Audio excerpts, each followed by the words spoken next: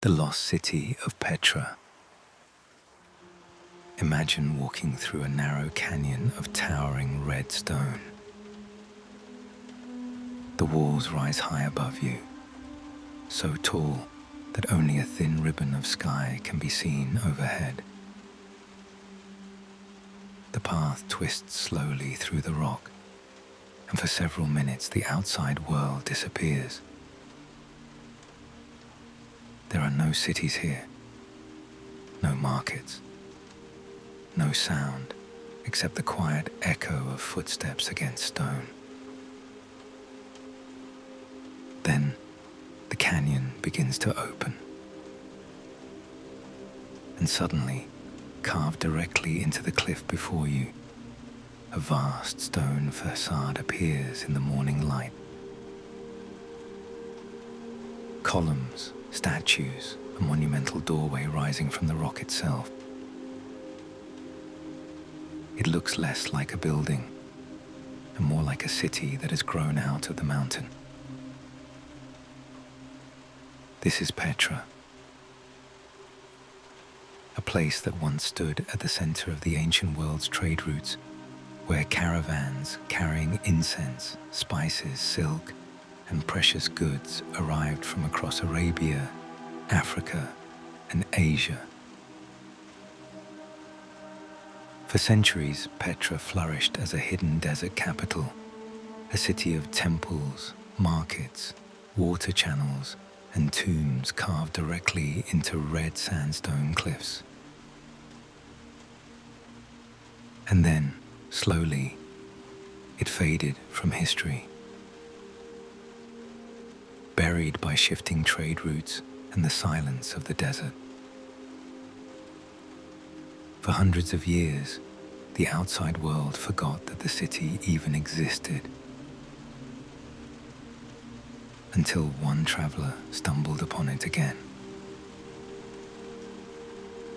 Tonight, we step quietly back into the desert landscapes of the ancient Middle East to explore the remarkable story of the lost city of Petra. A city carved from stone, a crossroads of ancient trade, and one of the most extraordinary places ever built by human hands. Tonight we will walk slowly through the hidden valley of Petra, exploring the narrow canyon that leads to the city, the temples and tombs carved into the red cliffs, and the desert trade routes that once brought merchants from across the ancient world.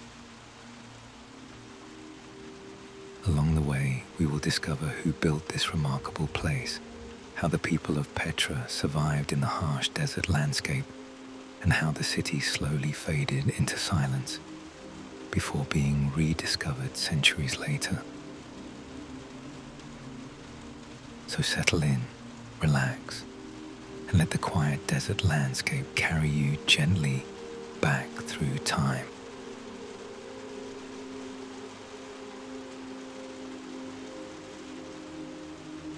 Before we begin our journey tonight, welcome to Dreamy Night Facts. This is a quiet place where history becomes a calm and relaxing story.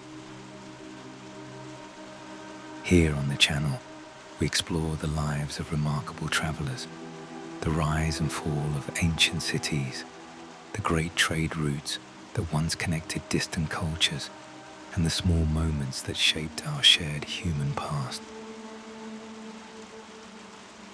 Each episode is designed to move slowly and gently, allowing you to listen, learn, and unwind as we travel through history together. If you enjoy peaceful historical journeys like this one, please consider liking the video and subscribing to the channel.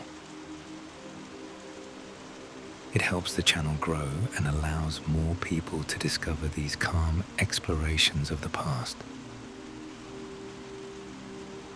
And if there is a historical place, person, or mystery you would like to hear about in a future episode, feel free to share your ideas in the comments.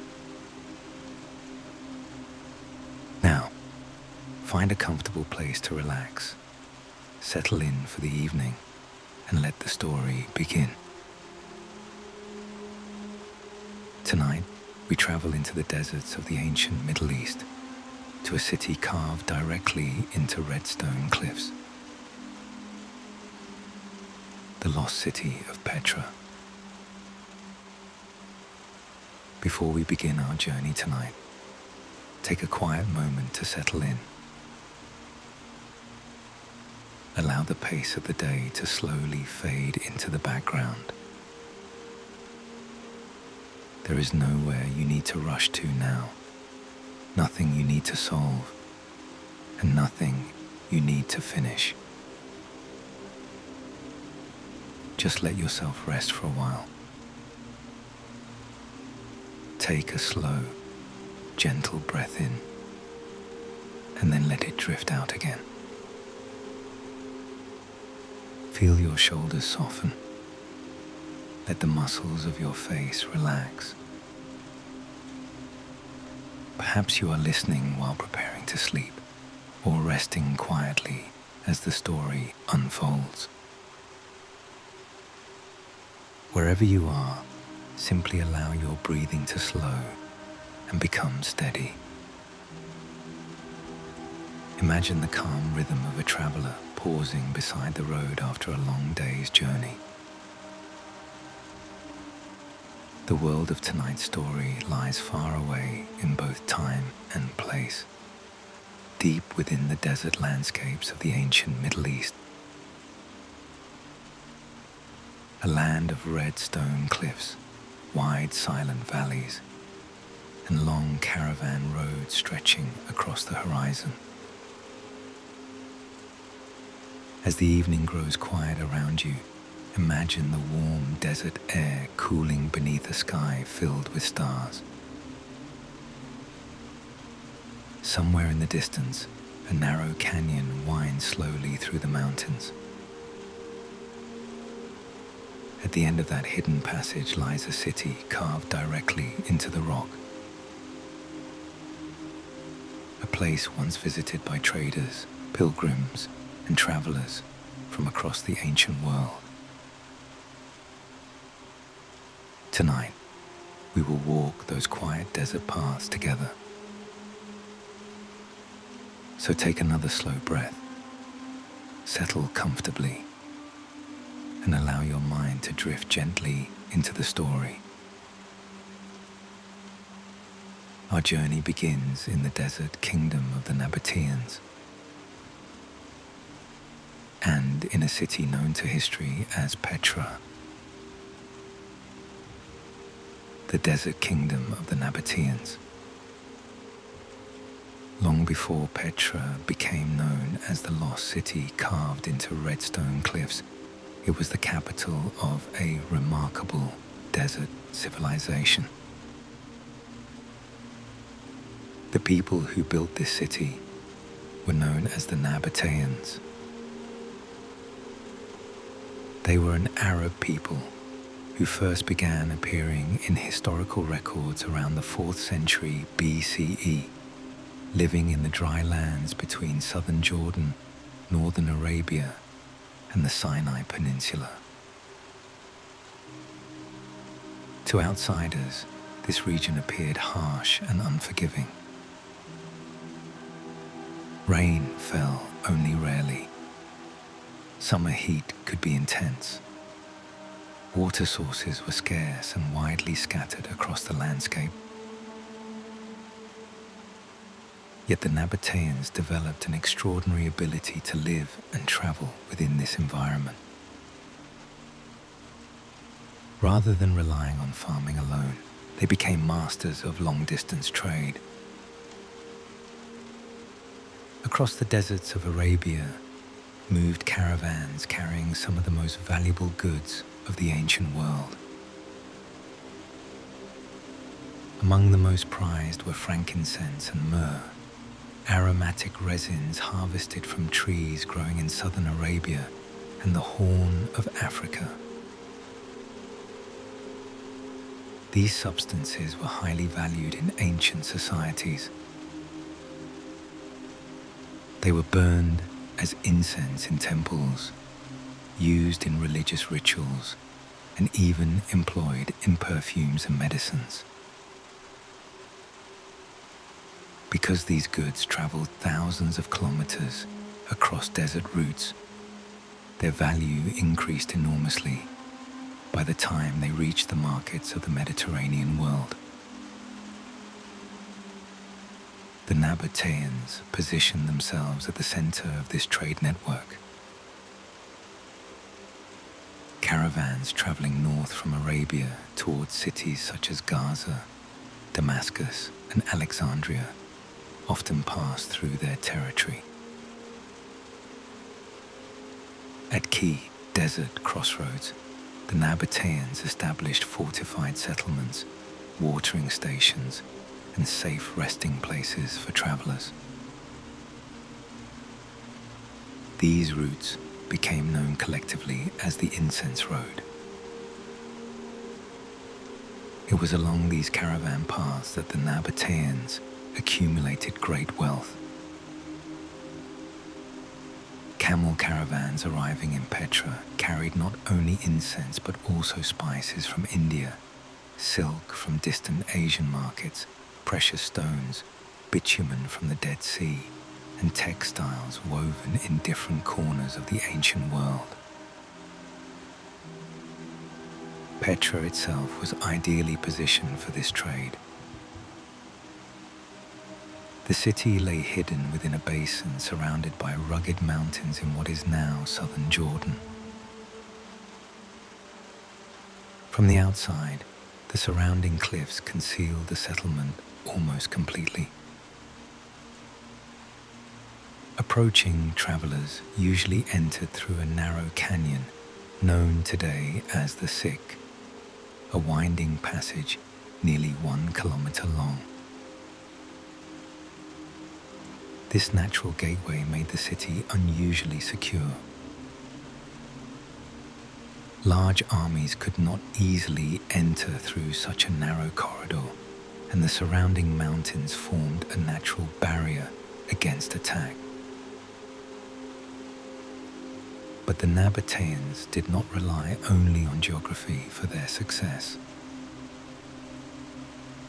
They also possessed remarkable engineering skills.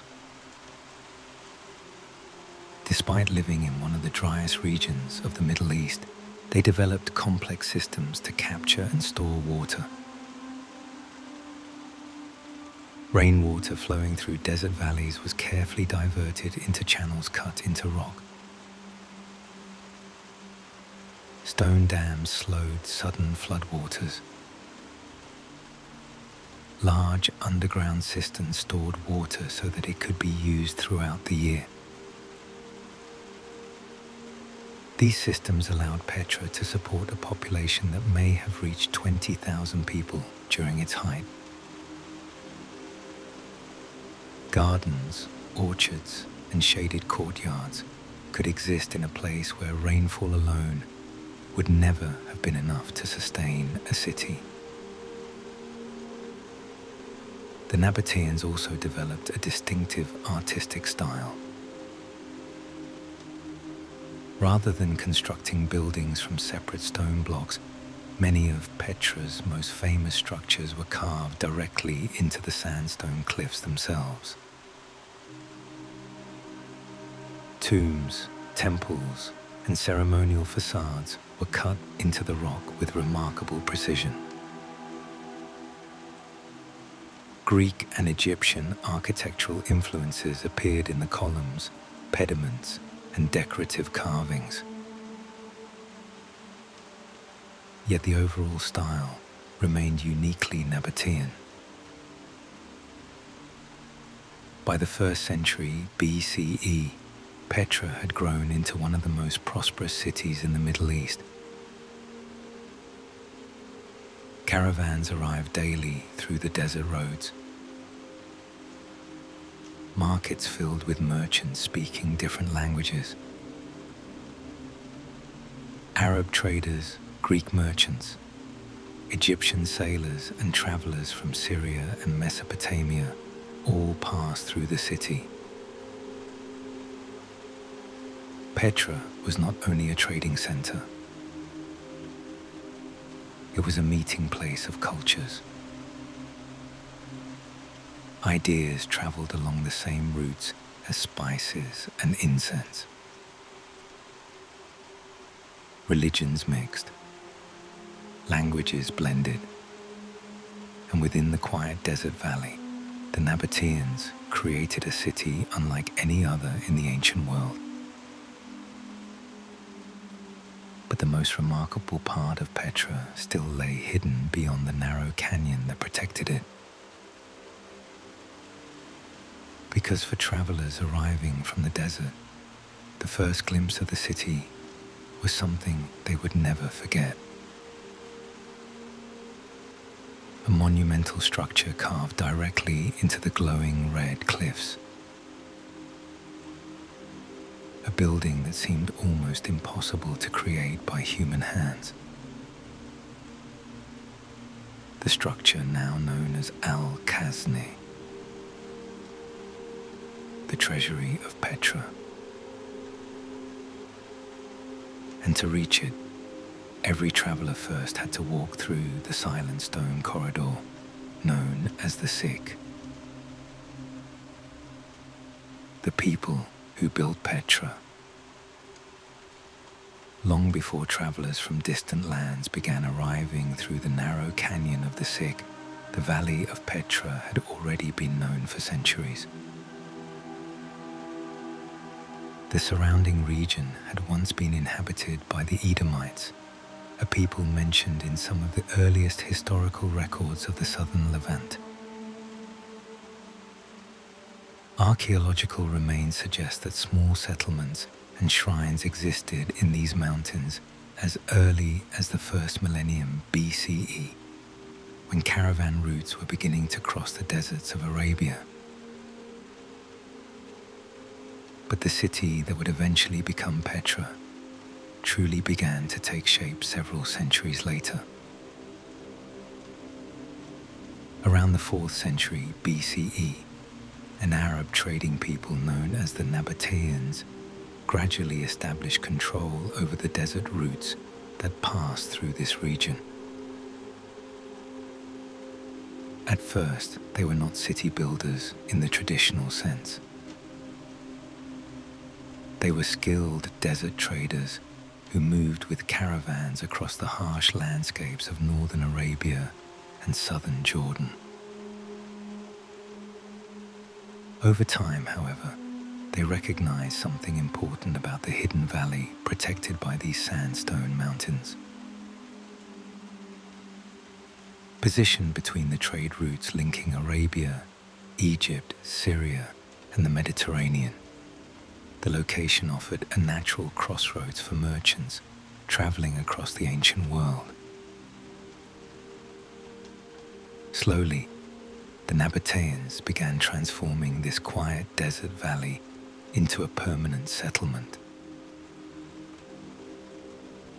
What began as a resting place along caravan routes would eventually grow into one of the most remarkable cities of the ancient world. A city carved directly into the red stone cliffs of the desert. The Sikh, the hidden entrance to Petra.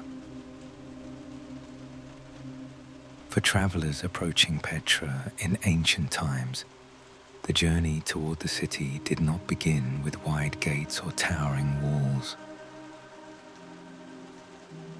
Instead, it began with a canyon.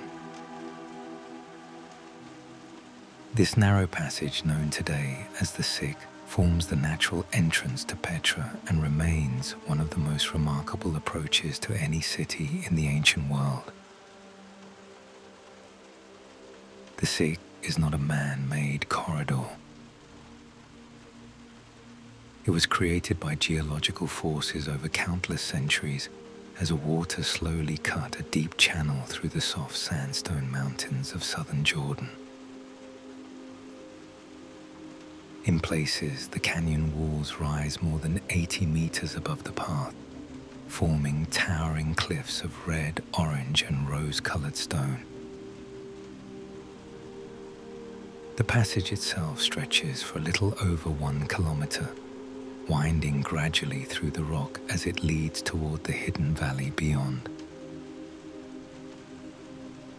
For much of this walk, the sky appears only as a narrow ribbon of blue far overhead. Sunlight filters into the canyon in shifting patterns, illuminating the layered colors of the sandstone walls.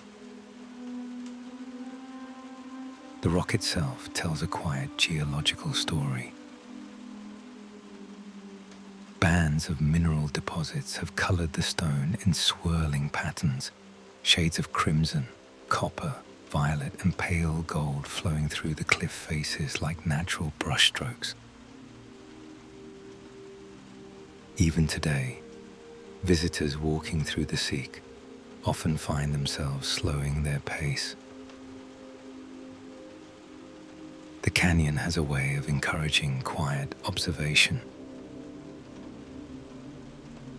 Footsteps echo softly along the stone floor, and the towering walls create a sense of enclosure that separates the traveler from the wider desert landscape. In Nabataean times, this passage was more than a scenic approach. It was also carefully adapted by human hands. Along the base of the canyon walls, the Nabataeans carved narrow channels into the rock. These channels were part of Petra's sophisticated water management system. During seasonal rains, water flowing through the canyon could be captured and directed toward reservoirs inside the city. And then, as the canyon makes its final turn, something extraordinary appears. Between the tall rock walls, a narrow gap opens. Through that gap, the first glimpse of a monumental structure emerges, glowing softly in the desert light. Columns, carved stone figures, an immense facade rising from the cliff itself. This is Al-Khazneh, known today as the Treasury of Petra.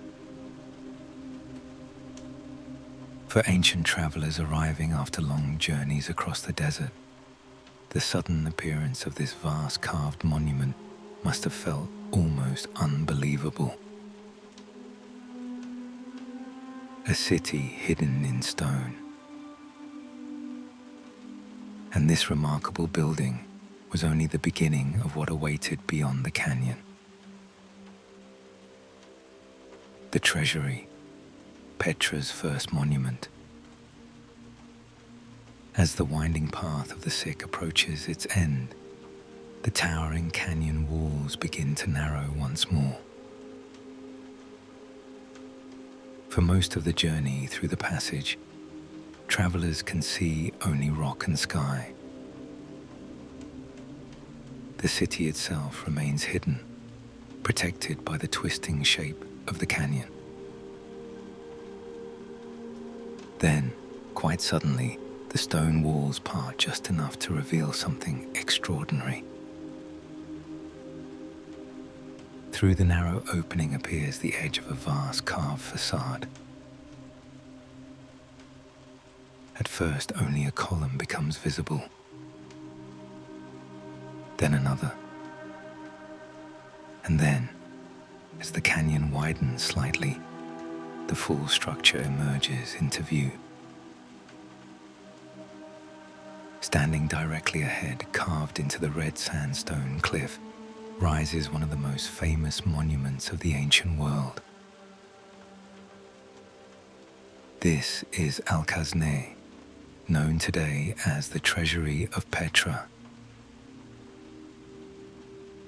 The facade rises nearly 40 meters high, its surface shaped into columns, statues, decorative carvings, and a large central doorway that leads into the rock itself. Although carved directly from the cliff face, the structure resembles the grand stone temples of the classical world. Tall Corinthian columns support an elaborate upper level decorated with sculpted figures and ornate architectural details. At the very top stands a large stone urn. Local legends once claimed that this urn contained hidden treasure, which is how the building gained its modern name, the Treasury. In reality, the structure was most likely built as a royal tomb during the 1st century CE, probably during the reign of the Nabataean king Aretas IV, whose rule marked one of the most prosperous periods in Petra's history.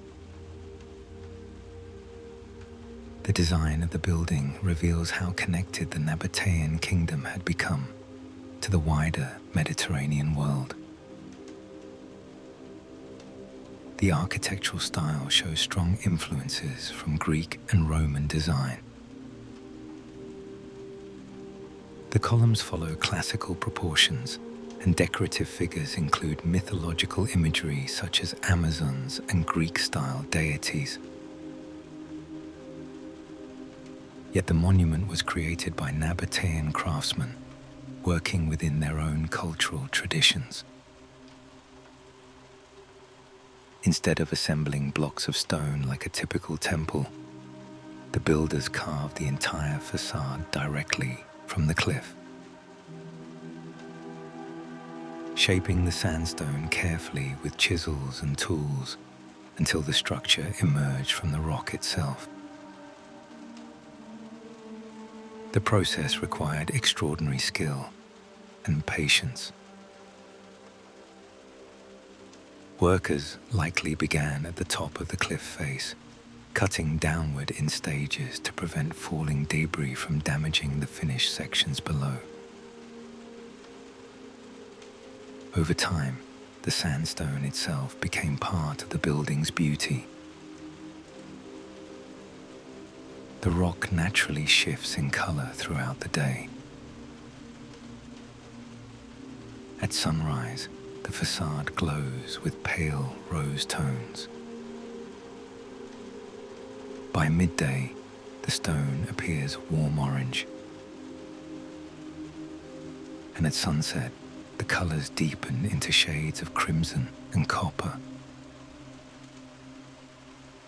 For travelers arriving through the sick, the appearance of the Treasury must have felt almost theatrical.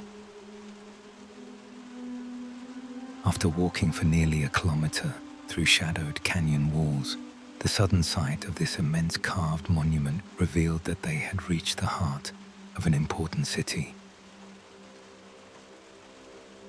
Caravans arriving from distant lands would often pause in the open space before the facade.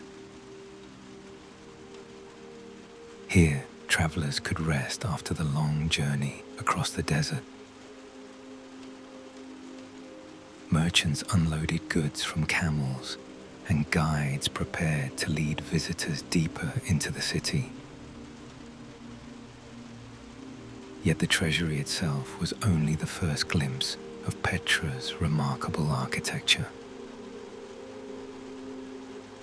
Beyond this open space stretched a valley filled with hundreds of rock-cut structures. Tombs carved high into the cliffs. Temples built along the valley floor. Markets, homes, and gathering places that once formed the living city of Petra. The narrow canyon had concealed the city from view. But once travelers passed through the Seek and stood before the Treasury, the hidden world of Petra slowly began to reveal itself. Walking through Petra by lantern light. Now imagine the valley of Petra growing quiet as evening slowly settles over the desert. The warm sunlight that once illuminated the cliffs has faded, and soft twilight spreads across the stone. The great facade of the Treasury stands silently in the dimming light, its tall columns carved into the rose-red rock. You hold a small lantern as you step carefully along the ancient stone path. The flame flickers gently, casting warm light across the canyon walls.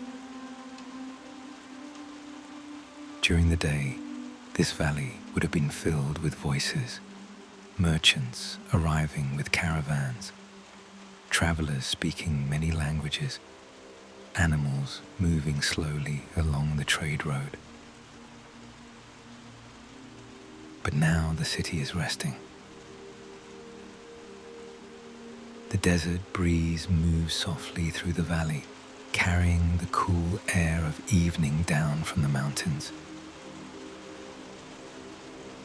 Your footsteps echo quietly against the cliffs as you walk further into the stone valley. High above, the sky begins to fill with stars. Without the lights of modern cities, the desert night reveals a sky filled with countless constellations. For centuries, travelers arriving in Petra would have looked up at this same sky after long journeys across the desert. Camels rest quietly beside the caravan road. Lanterns glow faintly in doorways carved into the cliffs. And the great stone city waits peacefully among the mountains. Soon the valley will fill again with life as the story continues. But for this quiet moment, Petra belongs to the calm of the desert night. The city in the stone valley.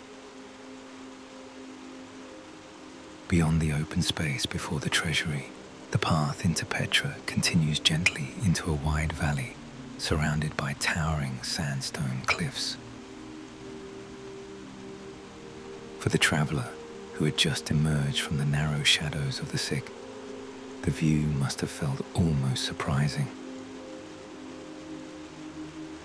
The hidden canyon suddenly gives way to a landscape filled with monuments carved directly into the rock. Petra was not simply a single impressive building. It was an entire city, spread across a broad valley where temples, tombs, streets, and markets once stood among the cliffs. Archaeologists believe that during its height, Petra may have been home to 20 to 30,000 people, making it one of the most important urban centers in the region. The valley floor formed the heart of the city. Here, the Nabataeans constructed paved streets, public buildings, and open spaces where merchants and travelers could gather. Stone stairways climbed the surrounding hillsides, connecting the lower city to higher terraces carved into the mountains. High above the valley floor, the cliffs themselves were filled with hundreds of rock-cut tombs. These facades appear like windows into the mountains,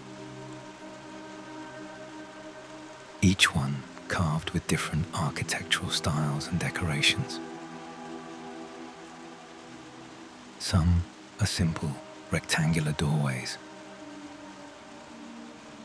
Others display elaborate columns, triangular pediments, and ornamental carvings influenced by Greek and Roman design.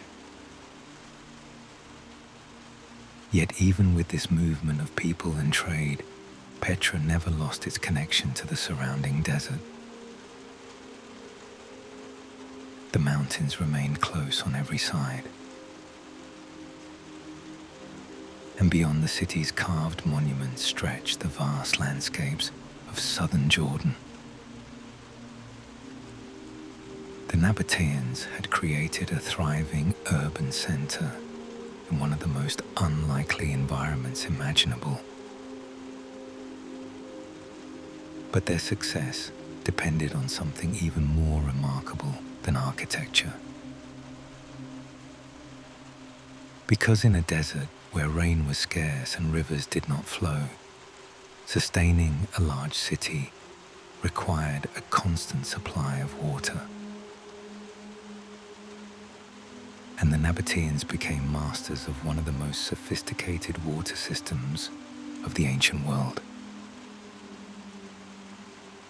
Hidden within the cliffs and valleys of Petra was an engineering achievement that allowed the city to flourish in the middle of the desert. A network of channels, reservoirs, and cisterns designed to capture every precious drop of water that reached the valley. And it was this quiet system, carefully carved into the rock, that made life in Petra possible. The monasteries of the cliffs. High above the valley floor of Petra, narrow stairways climb the mountains. These paths lead far beyond the busy streets of the ancient city. Hundreds of steps carved into the sandstone wind slowly upward along the cliffs. At the top of one of these paths stands one of the largest monuments in Petra. It is known today as the monastery. Like the famous Treasury, the monastery was carved directly into the face of a towering sandstone cliff. But it is even larger. The facade rises nearly 50 meters high, its massive columns and carved details dominating the mountain wall. Despite its size, the location of the monument feels quiet and remote. From the plateau in front of the monastery, the view stretches across vast desert landscapes. Distant mountains rise along the horizon, their shapes softened by desert light. The silence here is remarkable. Far below, Petra once buzzed with trade and activity. But in the high places above the city, the world feels slower and more peaceful. Scholars believe that buildings like the monastery were used for religious gatherings or ceremonial purposes. In later centuries, Christian monks are thought to have used the area as a place of retreat and prayer. For travelers climbing the long stairways, reaching the plateau must have felt like stepping into another world. A place where the noise of the city faded away, where wind moved quietly across the cliffs, and where the desert stretched endlessly beyond the mountains. Water in the desert. To understand how Petra could exist at all, it is necessary to understand one simple and powerful truth about the desert. Water is rare. The region surrounding Petra receives only a small amount of rainfall each year. For much of the time, the surrounding valleys remain dry, with only scattered vegetation growing between the rocks. Yet when rain does fall in the mountains above Petra, It can arrive suddenly and with great force. Seasonal storms send powerful torrents of water rushing through the narrow valleys known as wadis. These flash floods can fill dry riverbeds within minutes before disappearing again into the desert. For many ancient settlements, such unpredictable water would have been a constant danger. But the Nabataeans saw something different. They saw opportunity. Over generations, they developed one of the most sophisticated water management systems in the ancient world. A network designed to capture, control, and store every possible drop of water flowing through the surrounding mountains. Along the cliffs and valleys around Petra, engineers carved channels directly into the rock. These narrow channels guided rainwater safely along the sides of the cliffs, preventing destructive floods from rushing into the city below. Stone dams were built in key locations to slow the force of floodwaters. Behind these dams, water collected and settled before being redirected into storage reservoirs. Across the city and the surrounding hillsides, the Nabataeans constructed dozens of cisterns. Large underground chambers designed to hold water for long periods. These reservoirs stored precious water collected during seasonal rains, allowing the city to maintain a steady supply even during long dry months. The system was so effective that Petra could support gardens, orchards, and fountains in a place where such things would normally seem impossible. For merchants who had crossed hundreds of kilometers of desert, the sight of running water in Petra must have felt like a small miracle. In this way, water became the quiet foundation of the city's success. It sustained daily life. It protected the city from floods. And it helped transform Petra from a remote desert settlement into one of the most important trade centers of the ancient world. Yet the wealth that flowed through Petra did not come from water alone. It came from the caravans that arrived day after day from distant lands. Long lines of camels moving slowly across desert horizons, carrying goods that would link Petra to markets thousands of kilometers away. And it was these caravans that turned the hidden city into a crossroads of the ancient world. The engineers of the desert. In a land where rain was rare and rivers did not flow, the survival of Petra depended on something remarkable. Water had to be captured, protected, and carefully guided through the city.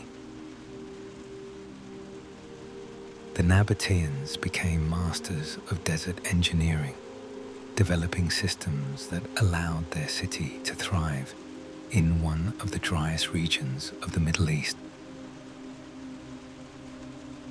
During the winter months, rain occasionally fell across the mountains surrounding Petra.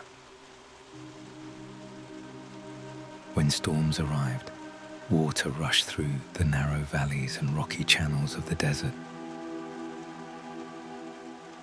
But sudden floods could be dangerous. Powerful torrents of water sometimes surged through the canyon of the Sig, threatening to sweep everything in their path.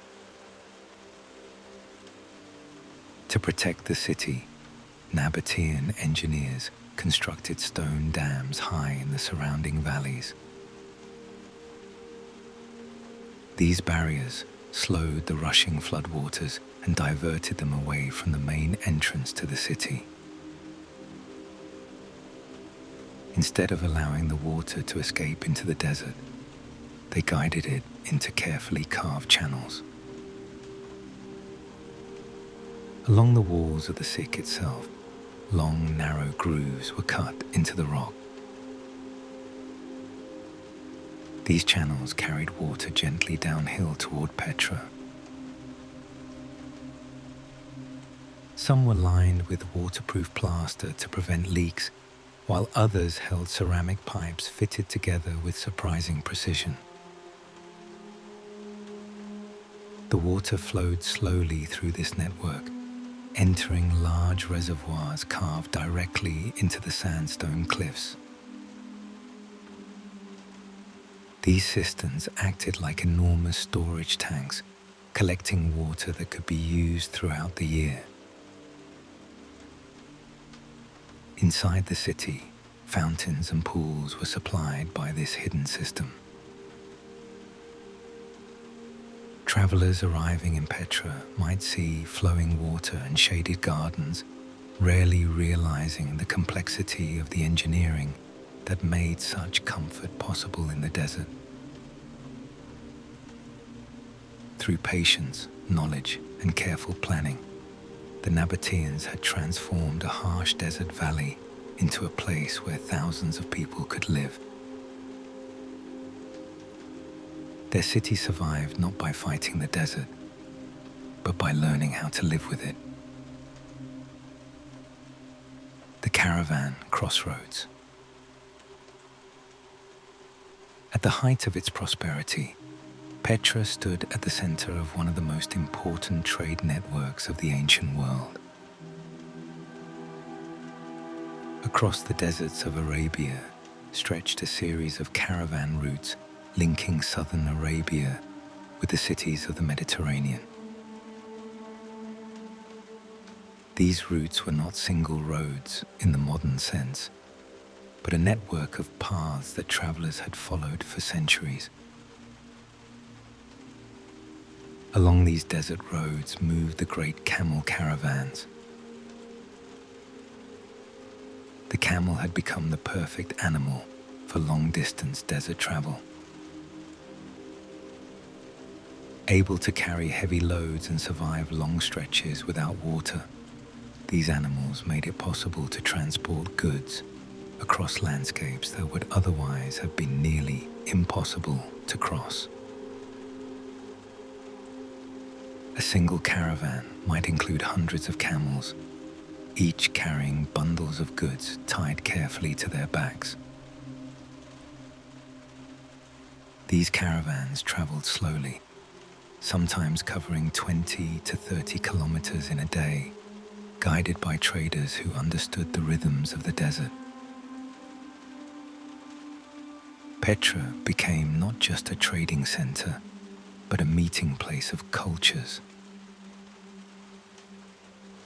Ideas traveled along the same routes as spices and silk. Religious traditions spread across the desert roads. Artistic influences from Egypt, Greece, and the Near East gradually appeared in Nabataean architecture and sculpture. Through trade, Petra became deeply connected to the wider world. Yet even the most successful trading cities must eventually face change. Trade routes shift.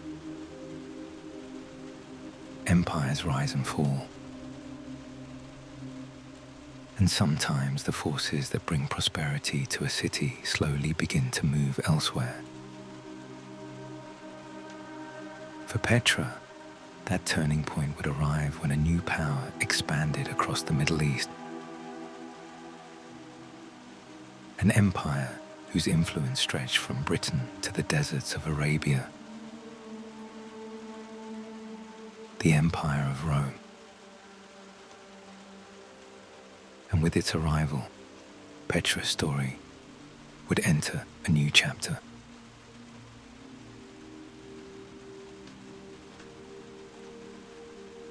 Take a quiet moment now to imagine the desert at night. The long caravan road stretches across the sand beneath a sky filled with stars. The heat of the day has faded, and the air has grown cool and still. Camels kneel beside small fires where travelers rest after the long journey. Their shadows stretch softly across the sand as lantern light flickers in the darkness. Some travelers sit quietly, sharing food and stories from distant lands. Others simply watch the night sky above the desert. Without the lights of cities, the stars appear brighter here. Constellations drift slowly across the sky, guiding travelers along ancient routes that have been followed for generations. Somewhere beyond the horizon, another caravan may be moving slowly across the desert beneath the same sky. But for now, the road is quiet. The fire glows softly. The desert wind moves gently across the dunes, and the travelers rest for a while before the journey continues. When Rome arrived, by the 1st century of the Common Era, Petra had already grown into one of the most prosperous cities of the desert world.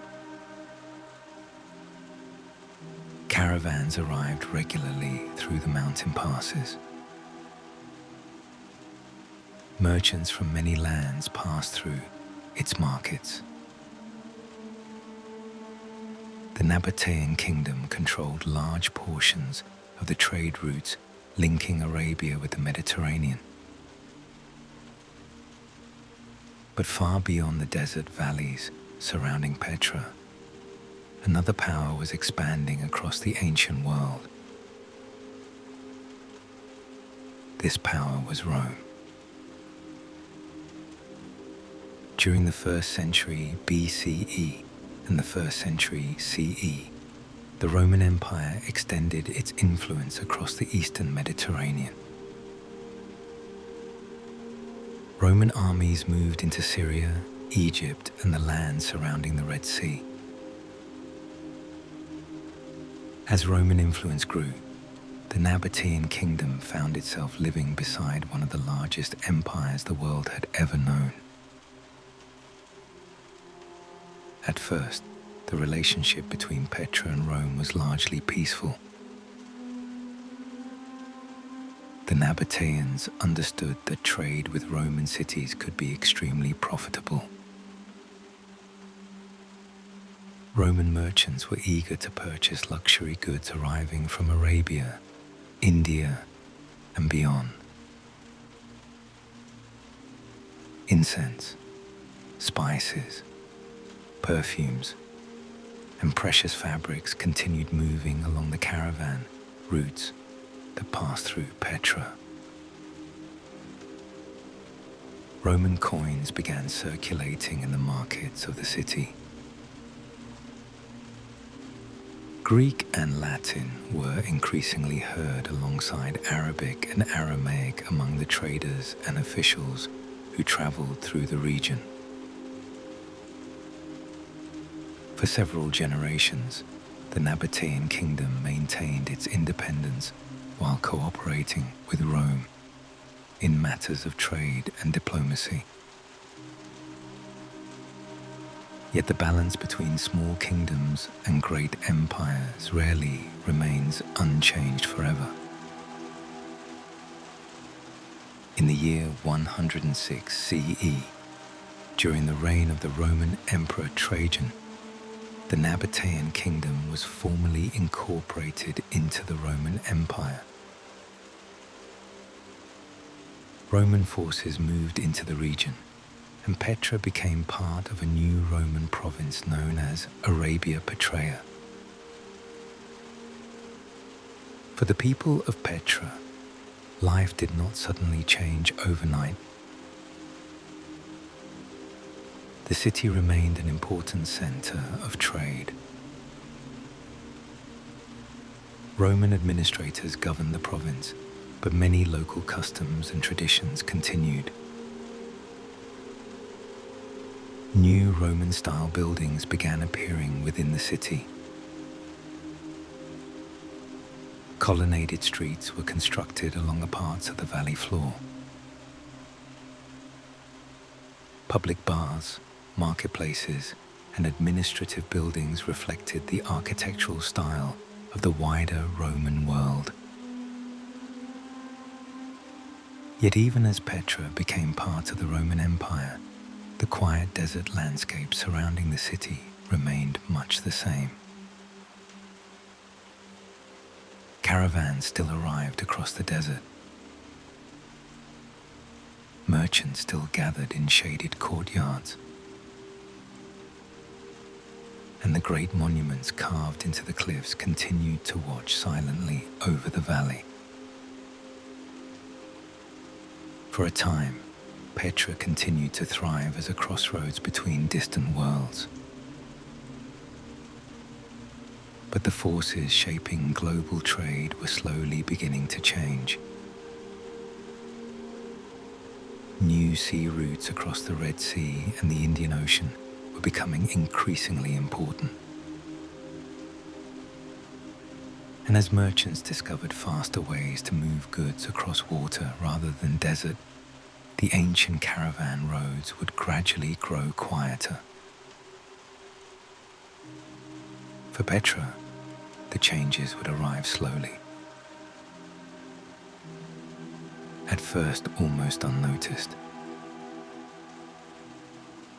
Like the shifting winds across the desert. The Roman city in the desert. When Petra became part of the Roman Empire in 106 CE, the city did not suddenly lose its importance. Instead, it entered a new chapter of its long history. Roman administrators incorporated the former Nabataean kingdom into a province known as Arabia Petraea, governed from the nearby city of Bostra in what is now southern Syria. Petra remained one of the most significant cities in the region. Caravans still arrived along the desert routes, and merchants continued trading goods that had traveled vast distances across the ancient world. Yet the presence of Rome gradually introduced new influences into the city. One of the most visible changes appeared along the valley floor. Here, the Romans developed a colonnaded street, lined with rows of stone columns that supported shaded walkways for pedestrians. These streets were typical of Roman urban design and could be found in cities across the empire, from the Mediterranean coast to the deserts of the Middle East. Walking along this street in ancient Petra, a traveler would have seen shops, market stalls, and public buildings standing beneath the colonnades. Merchants displayed goods imported from distant lands, spices, fabrics, carved jewelry, glass vessels, and metalwork. Travelers rested in shaded courtyards while negotiating prices or arranging caravan transport for the next stage of their journey. The Romans also expanded the theatre that had originally been created by the Nabataeans. Carved into the hillside, the theatre could now seat around 8,000 spectators. Public gatherings, performances, and ceremonies may have taken place here, bringing large crowds together beneath the open desert sky. Roman engineers introduced additional architectural features common throughout the empire. Public bathhouses, gathering spaces, and administrative buildings appeared in the city. These structures reflected Roman ideas about urban life, where cities served not only as trading centers, but also as places for public activity and civic administration. Yet even with these Roman influences, Petra never became a typical Roman city. The surrounding cliffs still dominated the landscape.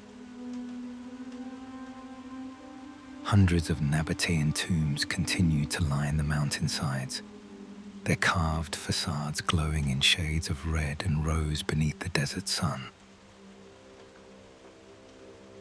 The unique character of Petra remained unmistakable. It was still a city shaped by its desert environment and by the Nabataean traditions that had created it. For a time, Petra continued to prosper within the vast Roman world. Merchants passed through its markets. Travelers rested in its courtyards. Caravans still moved along the ancient trade routes connecting Arabia with the Mediterranean. But far beyond the desert mountains surrounding the city, the patterns of global trade were slowly shifting. New maritime routes across the Red Sea and the Indian Ocean were becoming increasingly efficient. Ships could carry larger quantities of goods more quickly than caravans crossing the desert. Gradually, the flow of trade that had once sustained Petra began to change direction. At first, the difference would have been subtle. A few fewer caravans arriving from the south. A slightly quieter marketplace. But over time, the ancient roads that had made Petra wealthy would begin to grow quieter. And the hidden city in the sandstone valley would slowly begin to change once again. Petra in the age of pilgrims. Even after Petra's importance as a trading center began to fade, the city did not disappear immediately. New communities continued to live among the cliffs and valleys. During the Byzantine period, Petra became part of the Christian world. Churches were built within the ancient city. Some of these places of worship were carved directly into the sandstone cliffs. Others were constructed using stone blocks gathered from older Nabataean buildings. Inside one of these churches, archaeologists later discovered remarkable mosaics.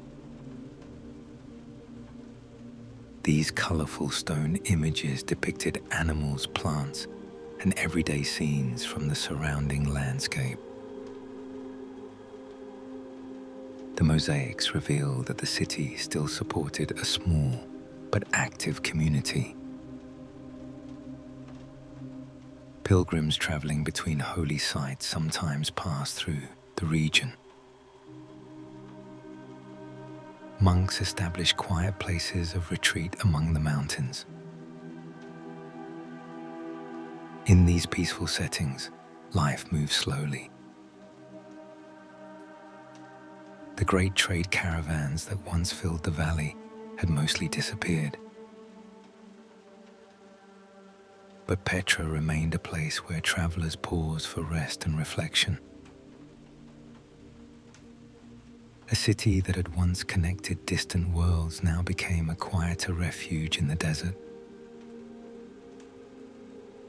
And slowly, as centuries passed, the desert winds carried the last echoes of Petra's busy past into silence. Life in the city of Petra. To imagine Petra only as a collection of silent ruins is to miss the life that once filled this desert valley. During its most prosperous centuries, Petra was a busy and vibrant city where thousands of people lived and worked among the carved cliffs. From early morning, the valley would begin to fill with movement.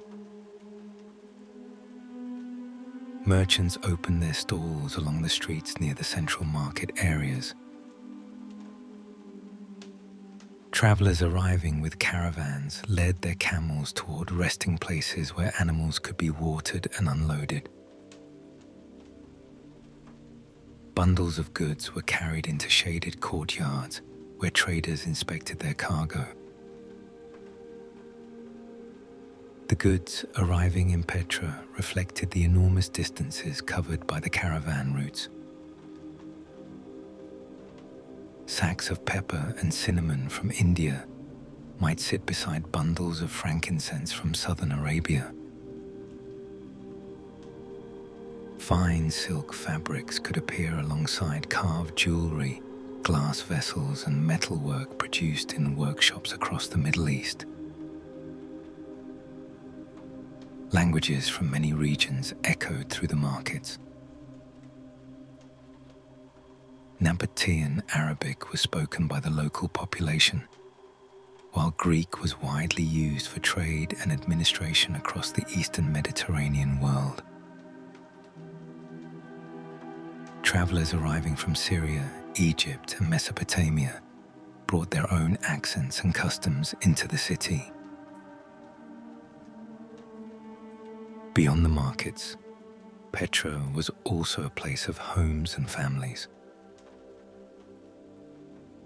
Archaeological remains show that many residents lived in stone houses built along the valley floor, while others occupied dwellings carved directly into the softer rock of the surrounding hillsides. Courtyards offered shaded spaces where families gathered during the hottest parts of the day. Some homes were decorated with plaster walls and painted surfaces, suggesting that the wealth created by trade allowed many residents to enjoy comfortable surroundings. Religion also played an important role in daily life. The Nabataeans worshipped a number of deities associated with the desert landscape. One of the most important was Dushara, often regarded as the chief god of the Nabataean kingdom. Temples and sacred spaces dedicated to these deities existed throughout the city, where offerings and ceremonies were carried out. Later, as Roman and Greek influences spread through the region, additional religious traditions appeared alongside older Nabataean practices. Festivals, gatherings, and ceremonies likely brought large groups of people together in the open spaces of the city. The theatre, carved into the hillside, may have hosted performances, public announcements, and civic events. In the evenings, when the desert air cooled the city would gradually grow quieter. Lanterns and fires illuminated the streets. Travelers rested after long days of journeying across the desert. And above the valley, the cliffs of Petra glowed softly beneath the fading light of the sunset.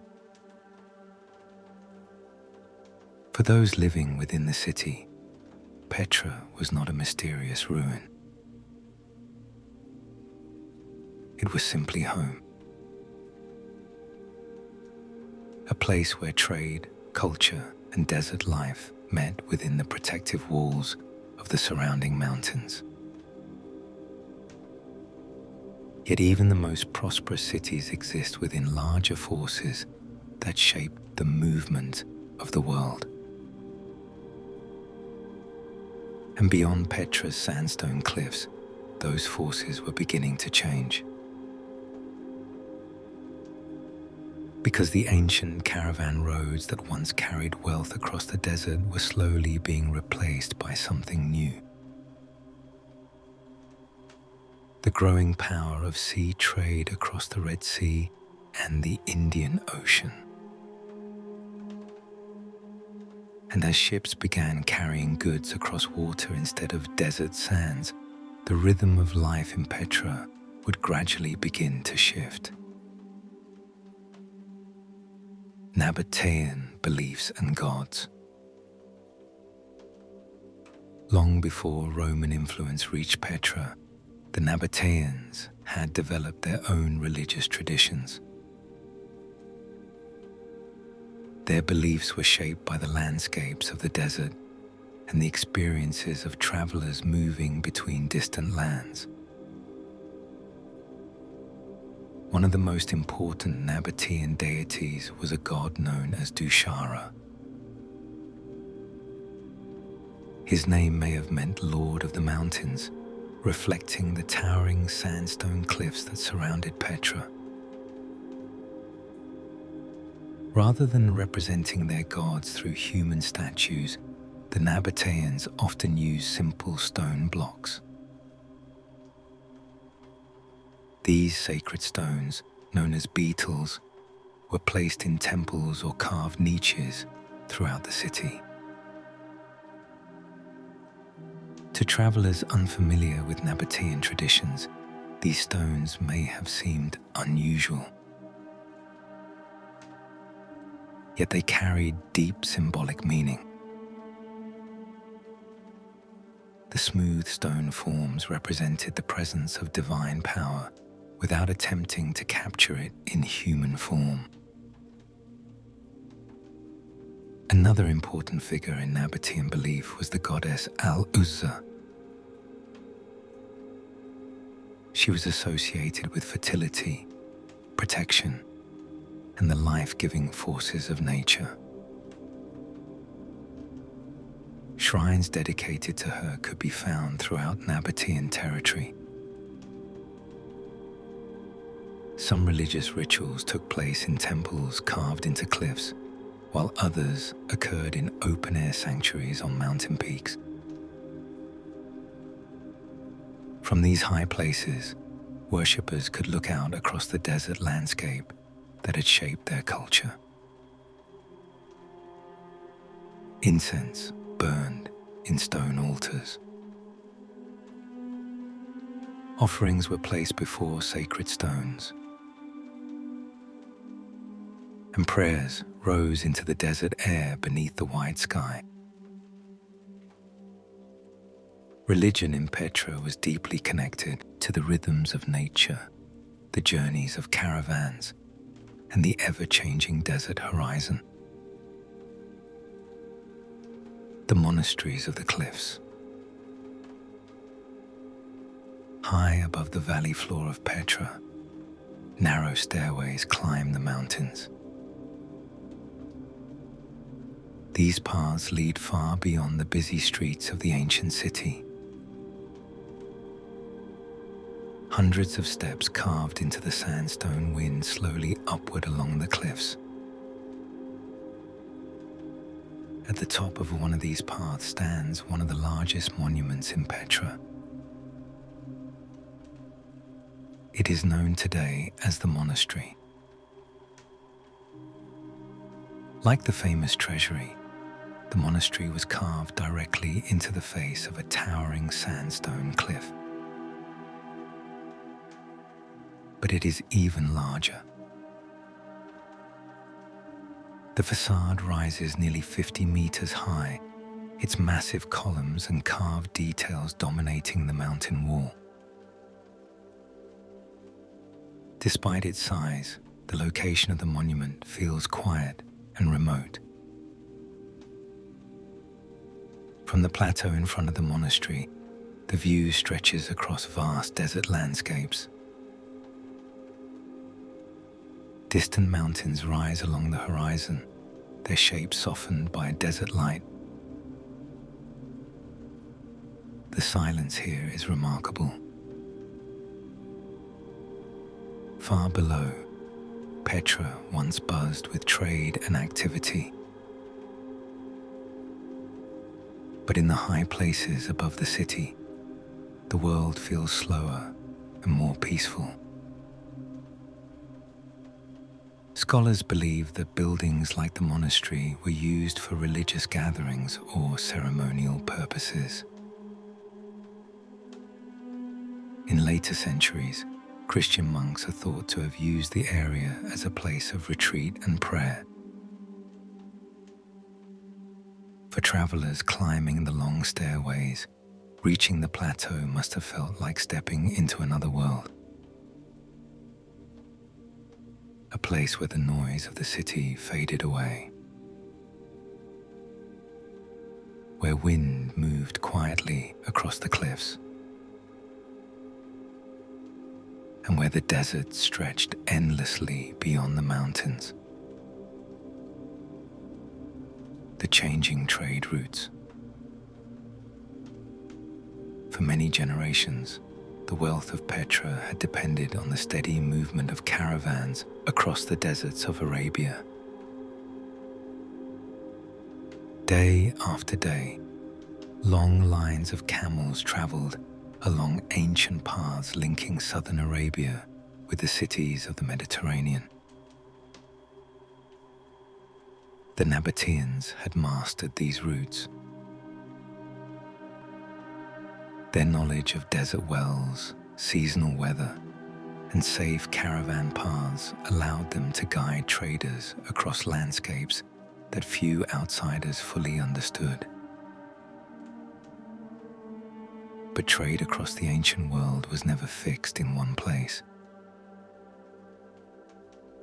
It followed the most efficient paths available. And over time, merchants began discovering that the sea offered new possibilities. Across the Red Sea and the Indian Ocean, sailors had already been traveling between ports for centuries. But during the early centuries of the Roman Empire, knowledge of the monsoon wind system became more widely understood by Mediterranean traders. These winds changed direction at predictable times of the year, allowing ships to travel from the Red Sea to India and back again with far greater reliability than before. Instead of loading goods onto camel caravans and crossing thousands of kilometers of desert, merchants could now move large quantities of cargo directly by sea. Ships sailing from Egyptian ports such as Berenice and Myos Hormos began traveling across the Indian Ocean to trading centers along the western coast of India. Spices, silk, precious stones, and exotic goods could now move across water much more quickly than along desert roads. Gradually, the flow of trade that had once passed through Petra began to change. Some caravans still arrived from Arabia, but fewer merchants depended on the long desert journeys that had once been essential.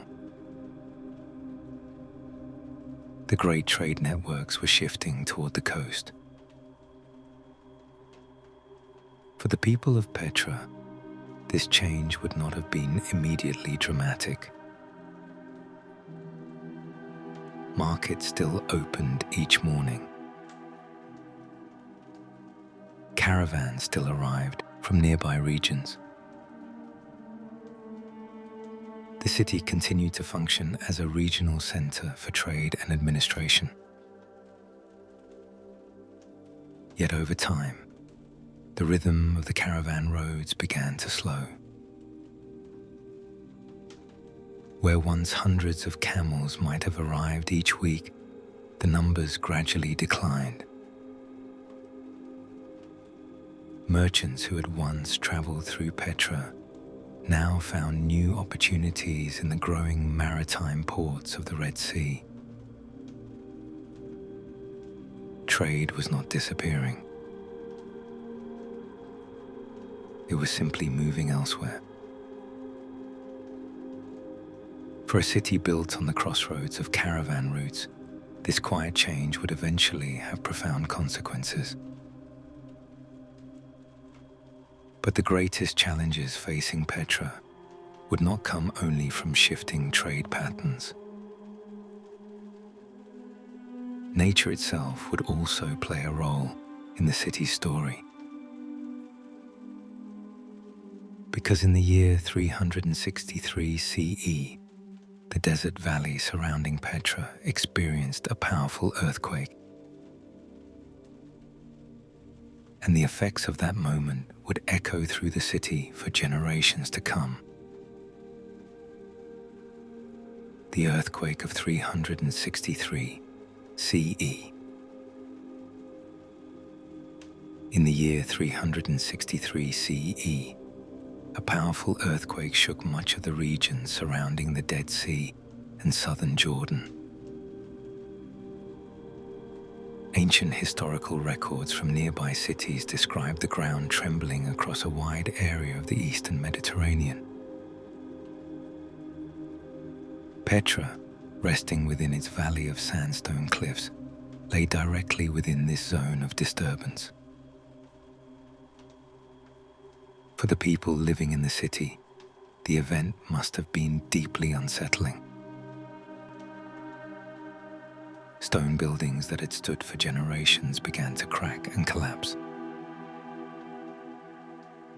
Sections of walls fell into the streets. Columns that once lined the city's public spaces were thrown out of alignment. The earthquake also damaged one of Petra's most important systems, the network of channels and reservoirs that controlled the city's precious water supply. Many of these carefully engineered channels ran along cliff faces and through narrow valleys. When the ground shifted, parts of the system were broken or blocked by falling rock. Without reliable water control, the delicate balance that allowed the city to thrive in the desert became more difficult to maintain. Yet Petra was not destroyed in a single dramatic moment. Instead, it slowly faded, like footsteps disappearing from a desert path. The city grows quiet.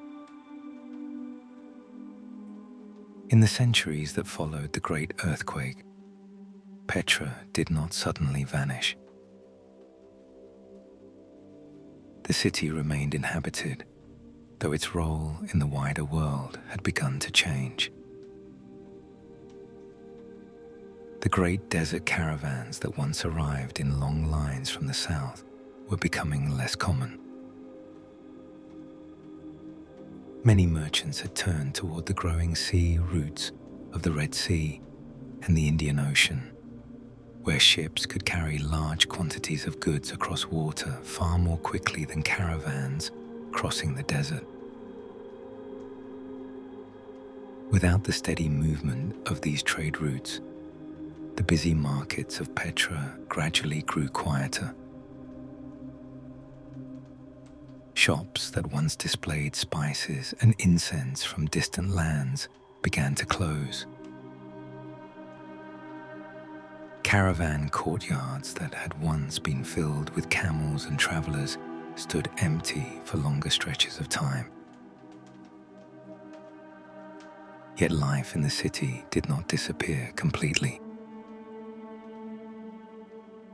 During the Byzantine period, which began in the 4th century, Petra remained a small regional settlement.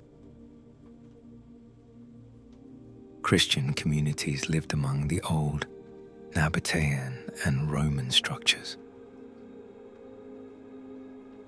Some of the earlier buildings were repurposed. Tombs carved into the cliffs were sometimes adapted into new dwellings or places of worship. Several churches were built within the city during this period. Archaeologists have discovered the remains of these churches, along with fragments of colorful mosaic floors. Carefully arranged in geometric patterns and images of animals and plants. These mosaics remind us that even as Petra's role in international trade faded, people continued living their daily lives within the quiet valley. Children would still have played in the narrow streets. Farmers worked small fields in the surrounding valleys. Travelers occasionally passed through the region along the older desert roads. But the rhythm of life had changed. Where Petra had once stood at the crossroads of international trade, it was now becoming a quieter provincial town. Over time, even fewer people remained. The grand facades carved into the cliffs slowly weathered under the desert sun. Wind and sand moved through the empty courtyards. And the canyon entrance, the narrow seek that had once guided countless travelers into the city, began to fall silent. The world beyond the mountains gradually forgot about the hidden valley. The great trading city of Petra was slipping quietly into history. And for many centuries, the desert would keep its secret. The tombs of the Red Cliffs. As visitors walk through Petra today, they quickly notice something remarkable. The cliffs surrounding the valley are filled with carved facades. Doorways, columns, and decorative carvings appear across the red sandstone walls. These are the tombs of Petra. Hundreds of burial chambers were carved into the cliffs during the height of the Nabataean kingdom. Some are simple rectangular openings cut into the rock. Others are vast architectural monuments. The most impressive of these are known today as the royal tombs. Their massive facades rise high above the valley floor, decorated with columns, staircases, and intricate stone carvings. Behind these facades lie quiet chambers where members of Nabataean society were laid to rest. The desert climate preserved these structures remarkably well.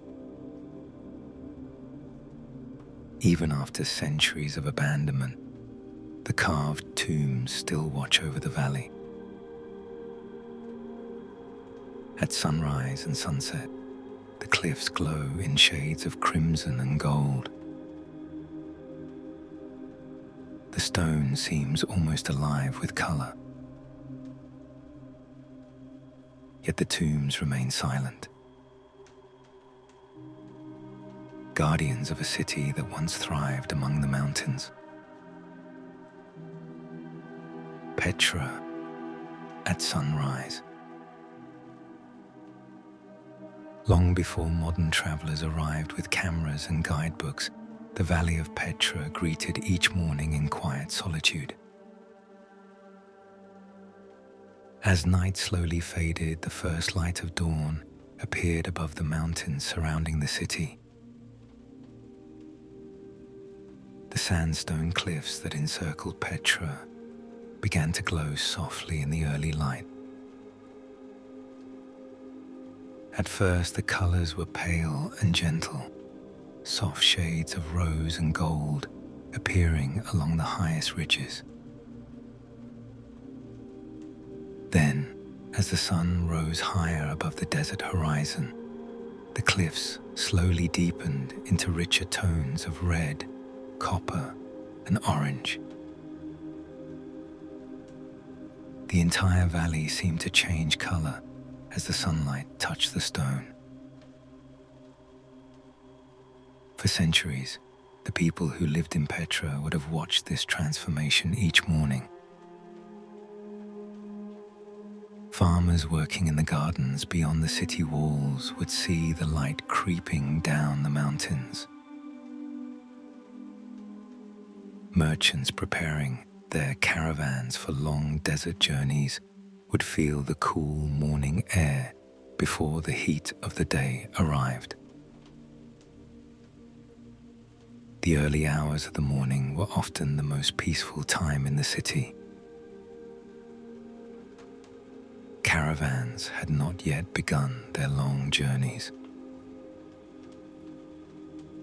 Markets were only beginning to stir. The narrow canyon of the Sikh remained quiet as the sun slowly illuminated its winding walls. In the open valley beyond the canyon, the great facades carved into the cliffs emerged from shadow. The Treasury, which had stood silently through the night, now caught the first rays of sunlight. Its tall columns and carved decorations glowed warmly in the rising light. Further across the valley, the royal tombs reflected the morning sun across their enormous stone surfaces. High above the city, birds circled along the cliffs where the desert wind moved gently through the mountains. Even today, visitors who arrive early in the morning often notice how peaceful Petra feels before the crowds appear. The ancient city seems to wake slowly with the rising sun. The same cliffs, the same desert sky,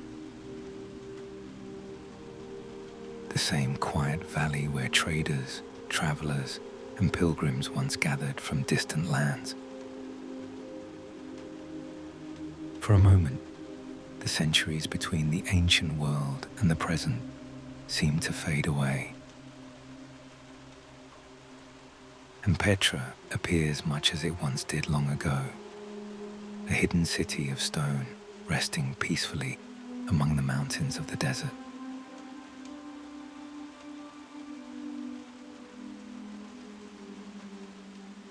Now imagine the canyon entrance to Petra long after the city has grown quiet.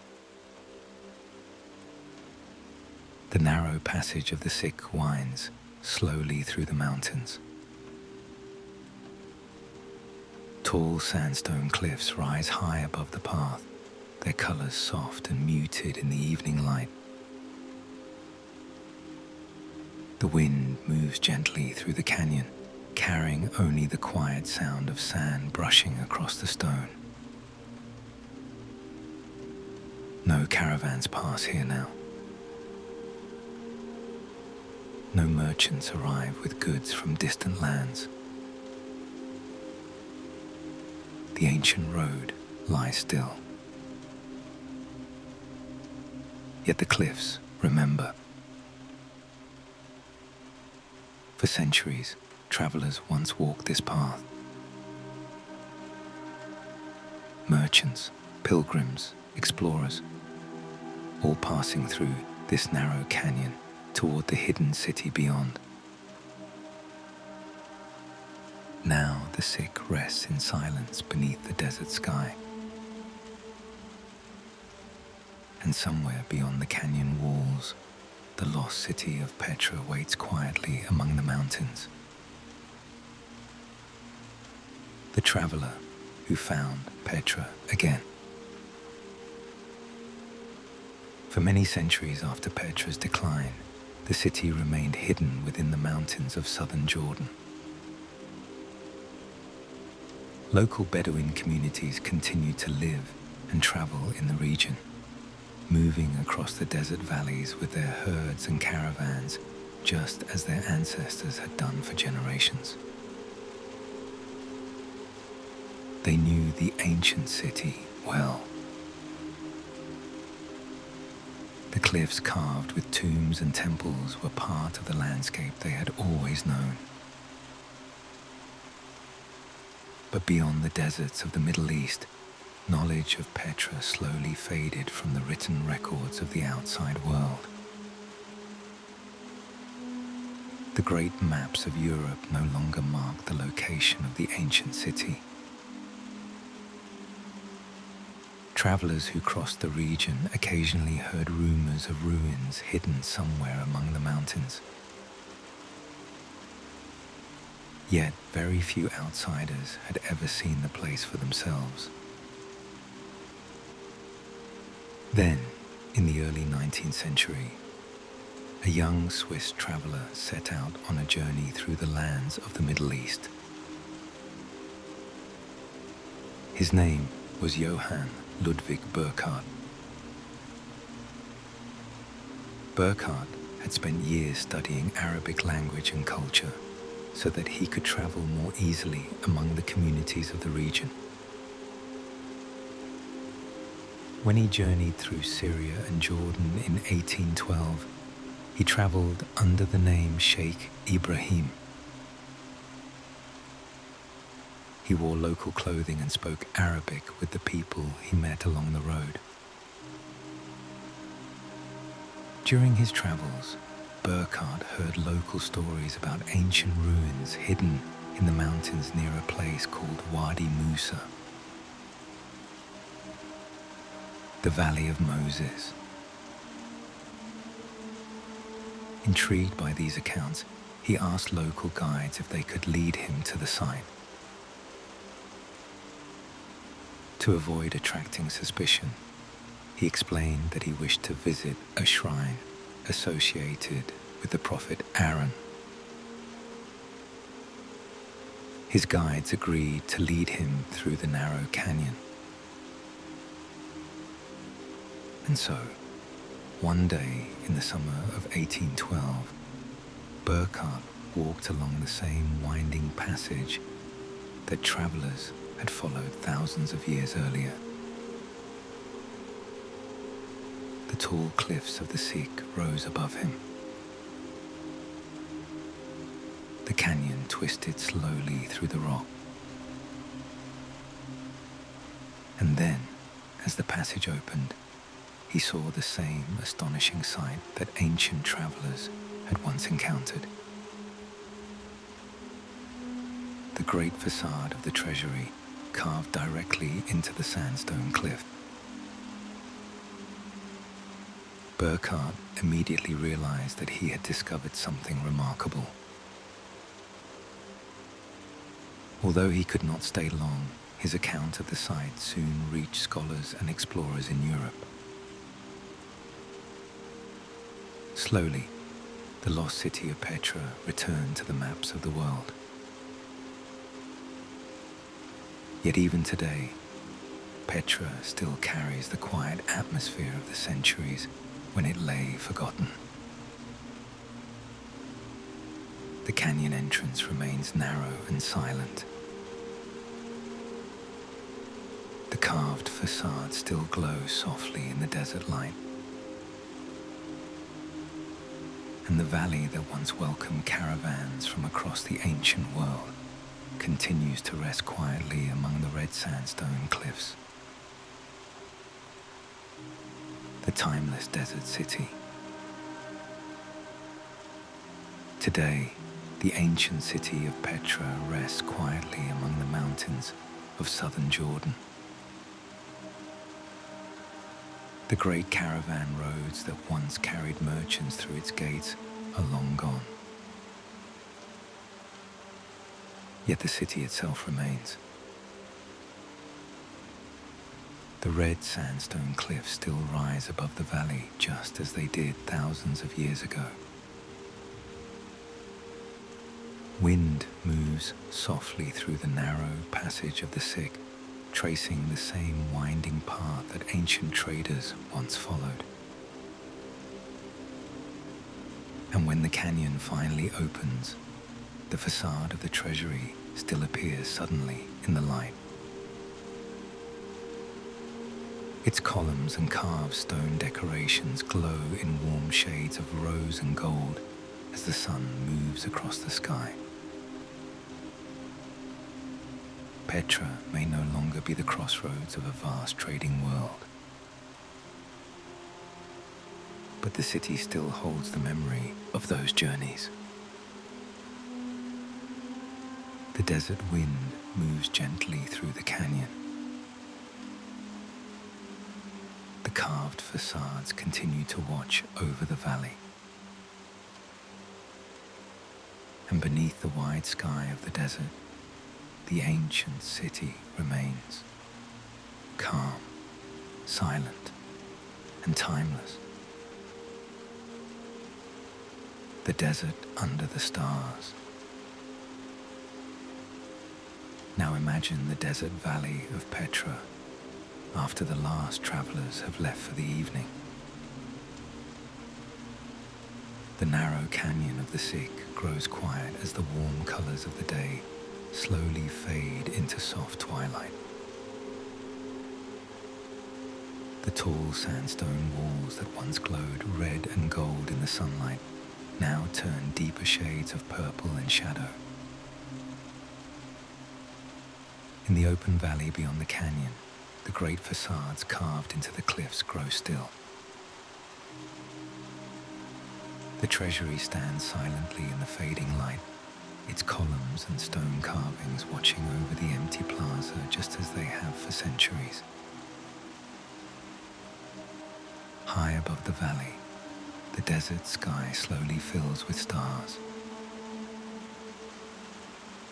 Without the lights of modern cities, the night sky over Petra can appear incredibly clear. The stars stretch across the darkness in quiet patterns that travelers have followed for thousands of years. Long ago, merchants crossing the desert would have seen these same stars while guiding their caravans along distant trade routes. Sailors traveling across the Indian Ocean used those same constellations to navigate their ships. And travelers like Ibn Battuta once looked up at this very sky while resting beside desert campfires. Tonight, the desert is peaceful. The wind moves gently through the canyon passages. The cliffs stand silent beneath the stars. And the ancient city rests quietly among the mountains, holding the memory of countless journeys that once passed. Perhaps somewhere in the quiet darkness, the faint echo of those old roads still lingers, the footsteps of traders, the voices of travelers speaking many languages, the distant bells of camels moving slowly through the valley. But now the roads are still. The desert sleeps beneath the wide sky,